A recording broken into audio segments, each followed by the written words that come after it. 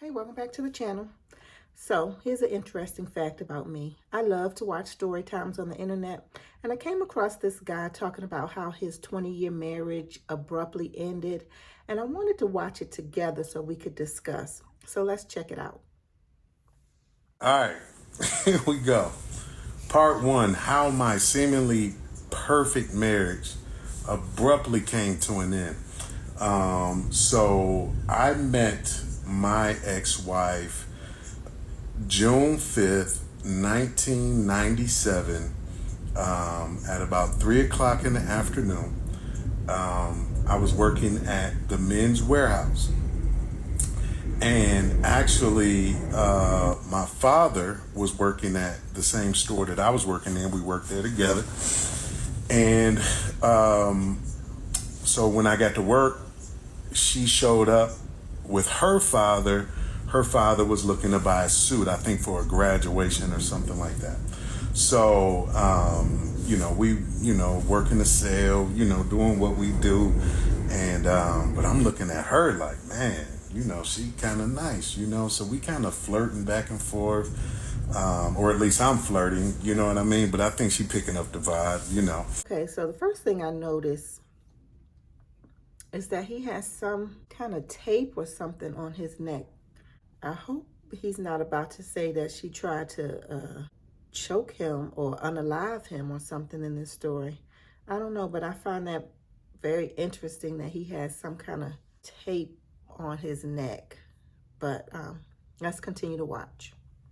And so, we kicking it. And, I'm showing her what you think about this towel, what you think about this suit, while the dad over there with my father, which is crazy. He's trying to pick her up. He's supposed to be working and selling the suit, and here he is trying to pick her up. That's just like guys.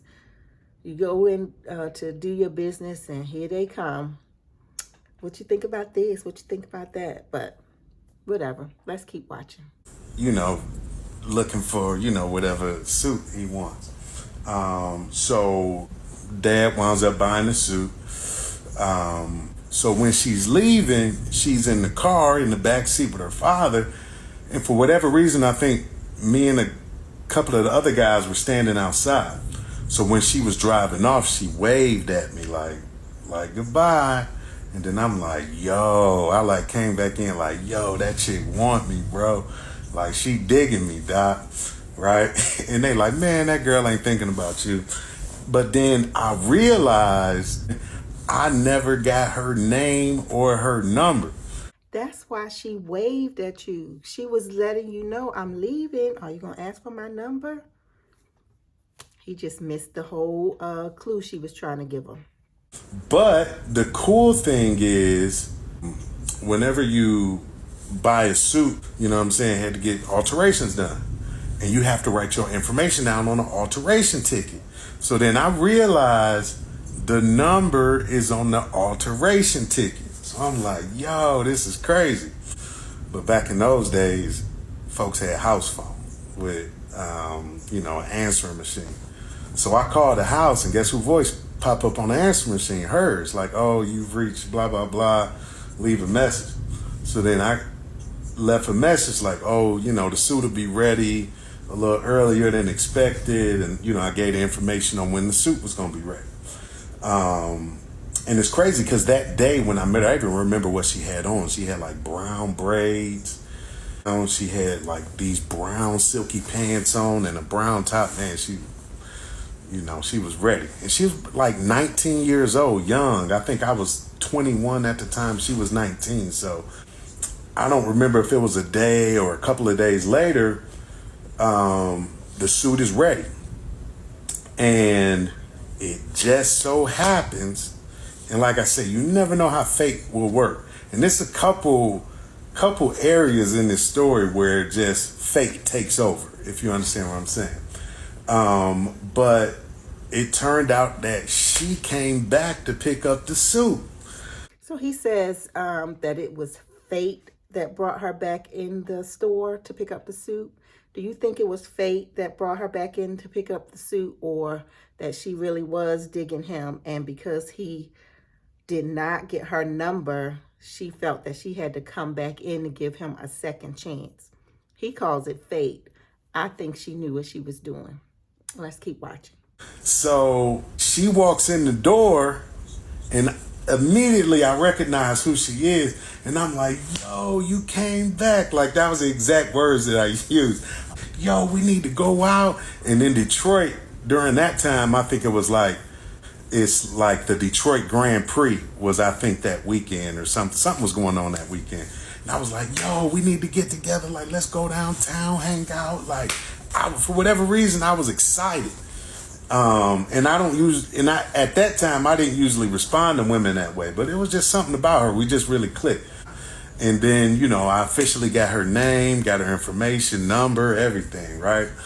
You know, I think maybe a week or so went by, wound up calling her.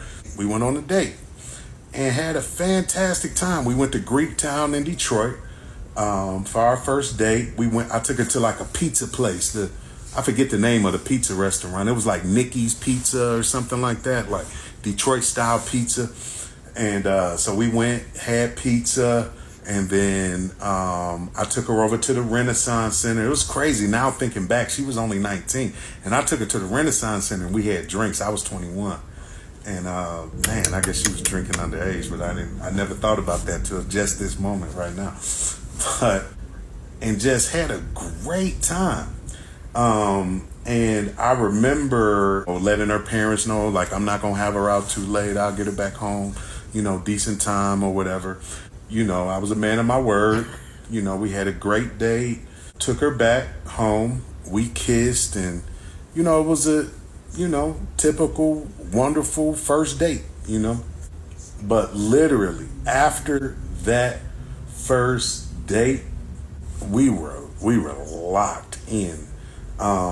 You know, she later on shared the story with me, and she actually wrote this in her diary. Like, this is the best date I ever been on in my life. Like, you know, just talking about how great I was and how great the date was and all of that. Okay, so they had their first date. It was wonderful, in his words. He took her out drinking at 19. Don't do that. If you're under 21, stay away from it. But anyway, they had their first kiss, and now they're locked in, spending every minute together. I know what that's like. I've had relationships where we're just locked in right from the start. Those were some wonderful times. But anyway, let's keep watching, see how this turns out. But like, looking back now, we were so young. We probably hadn't been on a whole lot of dates as it is, you know. She was not. How many dates has she been on at 19 years old? You know what I'm saying? But anyway, we just really clicked. So then from there, we just really started spending all of our time together. Like, so like I said, we met June 5th, 1997.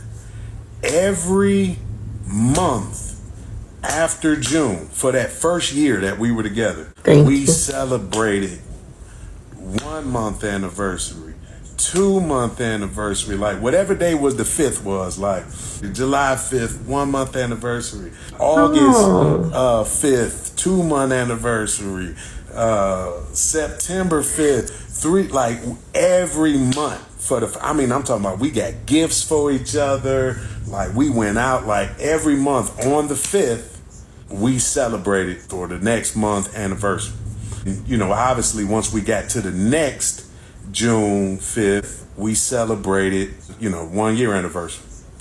So then fast forward, like I said, we got 20 years to get through, so I got to skip through a lot of this. I want to make sure it's good substance because, like, it's a whole lot of stuff in between there. But just to fast forward, we actually got married in 2000. Guess what? On June 5th, which is crazy. So like, so they met on June 5th and they got married on June 5th, 3 years after that. All right, so part 3, how my perfect 20-year marriage abruptly came to an end. So, as I mentioned.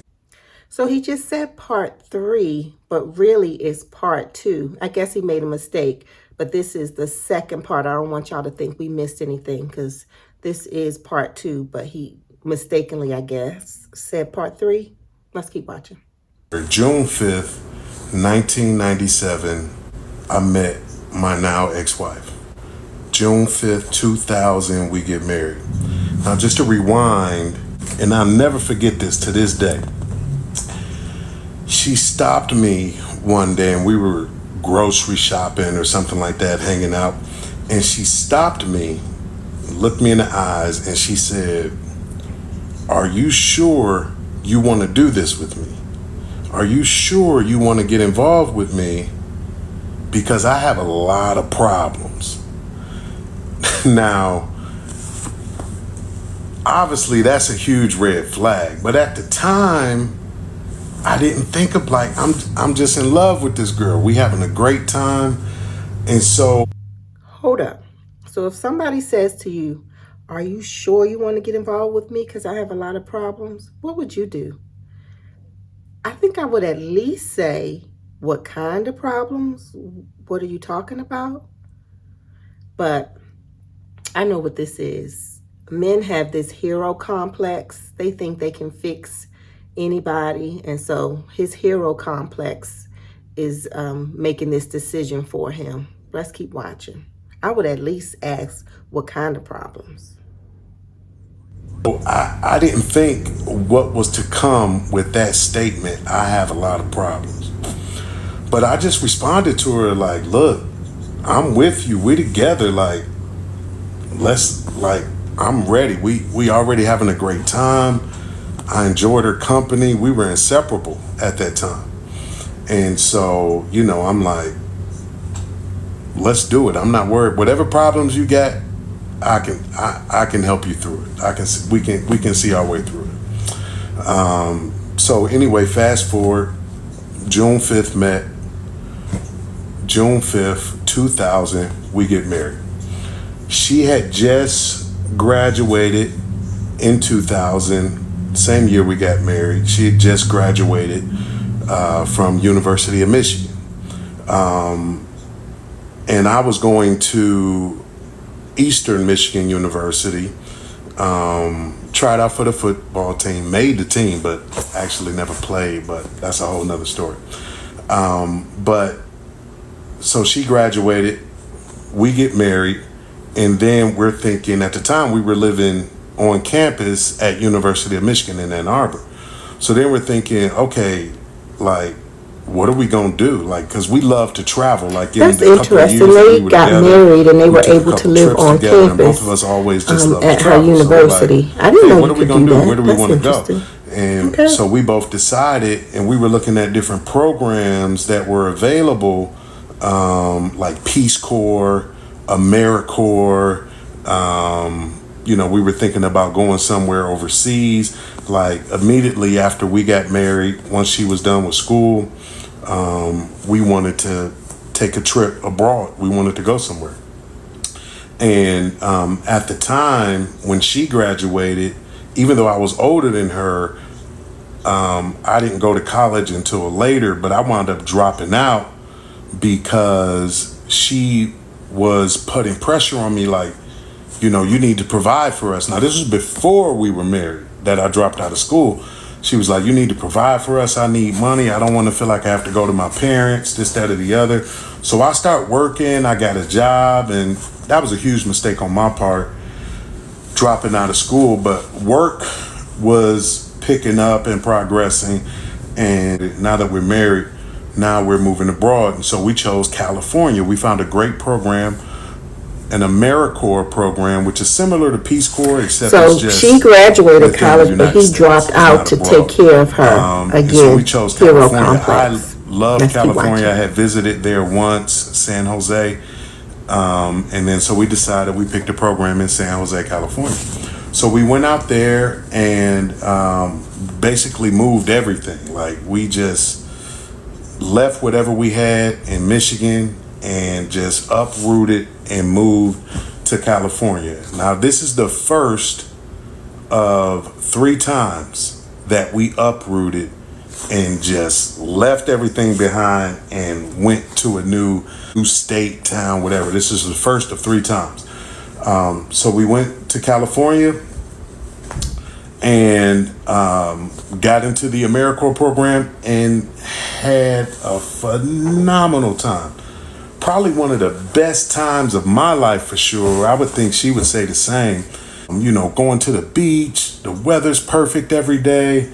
You know, we were both obviously involved in our program, helping, you know, underprivileged family, a lot of friends. So while we're living there, her sister, and she has two other sisters, one of her sisters had moved and met a great gentleman that is in the gospel music industry and moved to Tennessee.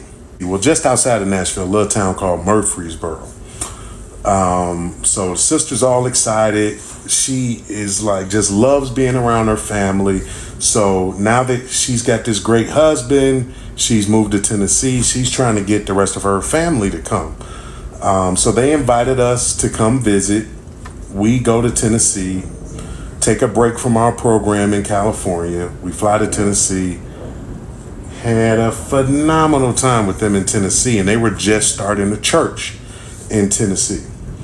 And at that time, I was like, they doing some great things in Tennessee. You know, Well, that's cool. I think it'd be great for us to make a move there. And looking back, and this is the interesting thing about dealing with a particular type of individual that is not somewhat, but that is manipulative. Okay, so now we're about to get into it. He just called her manipulative. What's that about? So they lived in Detroit. They moved to California. Now they're moving to Tennessee. And he's starting to call her manipulative. Uh-oh. Let's buckle up. They will make you think every move that you make was your idea. Some of it she planted in my head, but made it look like it was my idea. But anyway, we had a conversation. We decided, man, we love what they're doing in Tennessee. You know, it'd be great to be around family. Now, if you ask her, she'll say, oh, I never wanted to be around my family. But that's, once again, we'll get into that whole thing about how she cut her whole family off. She doesn't talk to her sisters anymore. She doesn't talk to her parents anymore. And we'll get into that later. So we had been in California maybe like a year and a half. And then we uprooted again, left everything behind that we had in California. And now we're hot-tailing it to Tennessee to go be a part of the church that they're building and everything that they're doing there. This was like December of 2001. So we drove from California to Tennessee. We show up. First place we went to was the church. We actually, if I can remember correctly, I believe we got there on a Sunday. Showed up at the church. Joined the church that day, and that was the first time I had ever been a part of a church in my life, because I was actually raised in the Nation of Islam. My whole family is Muslim. So this was my first time being a part of a church, but I'm thinking, this is my wife, this is my family. Let's lock in and make it happen. So we joined the church and moved there, started connecting with the family. We experienced, shortly after moving there is where we experienced the first time my ex-wife was involuntarily admitted to a mental health facility. But I'll pick that up on the next part. Woo. So he says his wife was involuntarily. I'm trying to see what that looks like in my head. Involuntarily admitted into a mental health facility. How did that take place? Let's keep watching. All right, you guys. So here we go, part 3. So before we moved to California, still living in Detroit, her sister, the gentleman that I said in the gospel music industry, her sister, maybe a little bit, maybe close to a year or so after my wife and I started dating, she met the gentleman that she's now married to. He was already living in Tennessee, but he would fly to Detroit to come and see her. He was talking big talk to her, you know, hey, we gonna do all these phenomenal things. You know, we're gonna start at the top and work our way up. I mean, he's talking that talk, you know. And I remember we were like, at this point, I'm already, you know, the family loves me, the mother and father, they love me. I'm already like really ingrained with the family. And so here he comes in, now he's the new guy. And, you know, I remember, you know, we were having family meetings like, hey, we don't even know this guy because he was just talking so big and talking about how he got airplanes and this kind of thing. And then I remember saying, that nigga ain't got no airplane, you know, like that ain't nothing, you know, nobody's really doing. It turned out the nigga did have an airplane, right? When we first visited, it was totally our vibe, you know, it was very positive. As I mentioned, they were talking about starting a church. And then we actually flew in their plane from Tennessee, and they were going to minister at a church in Detroit and just had a really, really, really great time. We just were really excited. Like, hey, let's make a move to Tennessee. Let's go. Like I said, we uprooted. We drove across country. Now we're in Tennessee. Once we arrived in Tennessee is really where I feel our life as a couple really began. You know, we were trying to figure out where we wanted to live, what we wanted to do. Like I said, we joined the church as soon as we arrived. Really excited about that. So we actually moved in with her mother and father. And just a little bit about her mother and father. Mother and father are still together.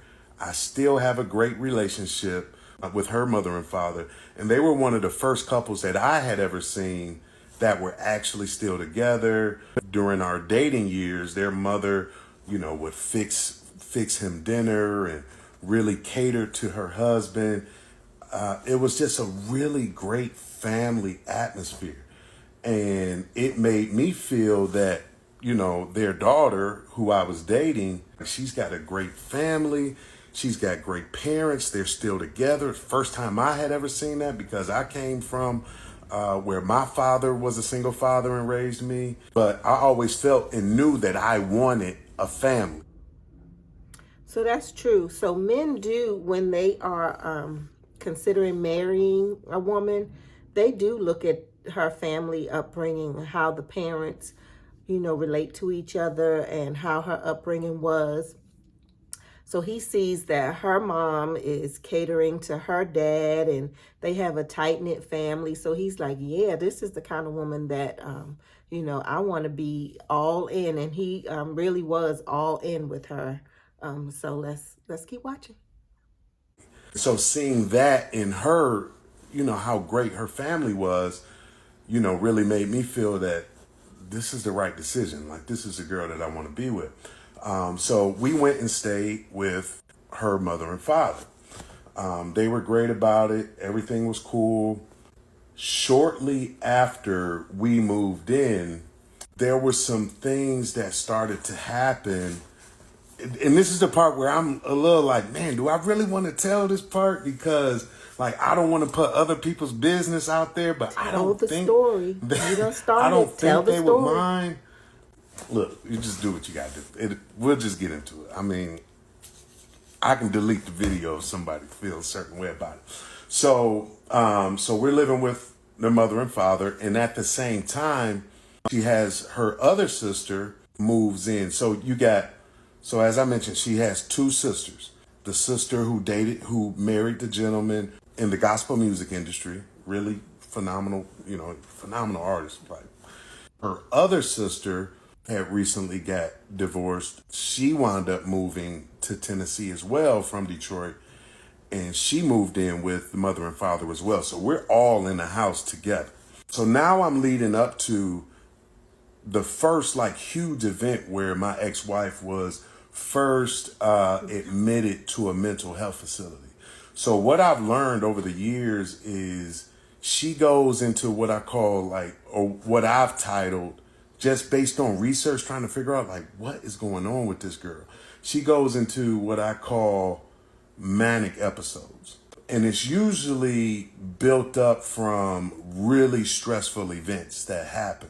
This particular event that I'm about to tell you about was one of those really stressful events that came about. And it was my first time seeing her in a manic state, to the point that I had to call 911. We had to get paramedics out. Eventually, she was involuntarily admitted to a mental health facility. But I'll get into that part of the story on the next part. Okay, part 4. All right, now we're about to get into the first time my ex-wife was involuntarily admitted to a mental health facility. So as I mentioned, we're living with her parents. We, just freshly in Murfreesboro, Tennessee. We're part of the church. Things are going great. Her sister is living there with us as well. And so in the house that they were in, I believe it had got to a point to where the lease was coming to an end. They were trying to renew the lease. Something with the landlord, just something, whatever it was, didn't work out. And as I mentioned, my ex, whenever she would go into these mental or manic states, it was always around some sort of stress. It's turning out that we're going to have to move out of the house pretty quickly. So everybody's trying to figure out, my wife and I are trying to figure out where we're going to go. Their parents are figuring out what they want to do. Sister's doing the same. So with all of this going on, he doesn't say this, but they're all living together, and now they have to move pretty quickly, something with the landlord. And that can be very stressful. I don't know, if they were getting evicted. He doesn't say that, and I'm certainly not saying that either. But that would be very stressful. He says it was a stressful situation. So maybe they were getting evicted or something. I don't know. Let's keep watching. Like, her behavior just became really weird. And to rewind a little bit, she was just really over the top with really trying to impress people, a people pleaser. I remember I just tell her, like, you don't have to do all that. Like, relax, like, just chill. Like, people not looking for you to, she was always trying to, I can help you with this and I can clean. But you could tell it was just a little too much. It was a little weird. But in this moment, and like I said, this is my first time experiencing her having being in a manic state, or what I call a manic state. I mean, I'm no therapist. Actually, she's a therapist, which is crazy. And we'll get into that later. But, this is my first time experiencing her going into a manic state. So I always knew she was just a little weird socially, but this was just escalated into something totally different. And we never really argued. And around this time, we're starting to argue for some reason, which isn't common for us. And, the parents are starting to notice she's acting really weird as well. And I want to give examples of what I mean by she was acting weird. I guess this will provide a good example. On one particular night, and this was over the course of several days, maybe a week, and we were all sitting in a room. Her parents were there. I was there. I can't remember if her sister was there or not, but she had all these documents printed out of like stuff that I had been searching online, and supposedly I was involved with all these other women. And she even made the claim that supposedly I was having sex and cheating on her with her sister who lived there at the time. What? And it was just like, what are you talking about? Like, none of the stuff she was saying was remotely true, valid, anything. It was just like she was just creating all these things in her mind. Like, even at one point she was talking about, like, supposedly I'm interested in bestiality and people having sex with animals. Like, it was bizarre. So I remember on this one day we were sitting in her parents' room, And I'm crying at this point. I'm like, what is going on with this woman? Like, it got to the point, like, it was scary. Her behavior and all these crazy things she's saying was so bizarre. So I remember looking in her eyes and I was like, Janice, are you in there? Oh, I said the name. Dang. Maybe okay. I said, ex-wife. I don't know. I'm trying to keep the names out. But I'm like, are you in there? I'm like, I know you're in there. Come out. Like, I'm yelling at the top of her lungs. And like, she reared back and was just like, I don't know. It was weird. And then I remember, like, we went into the bathroom after that. And she was talking about, like, look behind you. I see angels behind you. And like, she was seeing things that weren't there. It was just crazy. So, As a side note, he has this tape on his throat, and his eyes, both of them, are very red. I don't know what in the world happened to him. He has not addressed it. We're in part 4, and he has not said one word about this. And it is, very distracting. But anyway, I just wanted to state that obvious. Let's keep watching. And like I say, I'm yelling at her. She's seeing angels and just talking about all this crazy stuff, to where her parents were like, we need to escalate this. Like, I think we need to get her to a doctor. So we called, I can't remember if we called 911, because there were a couple cases over the years where I had to call 911 to come and get her, like, call the paramedics out. But I can't remember on this first instance if we called 911 and had the paramedics come out, or if we took her to the doctor. One or the other happened. Either we went to the emergency room or we called the paramedics. I can't remember exactly what happened. But whenever we started talking to the doctors, we're at the emergency room, we're at the hospital. Like I said, I can't remember if that was by ambulance or if we drove there. But once we get there, her parents are there, I'm there, she's there, and we're like, something's going on with her. We don't know what it is, but she really needs help.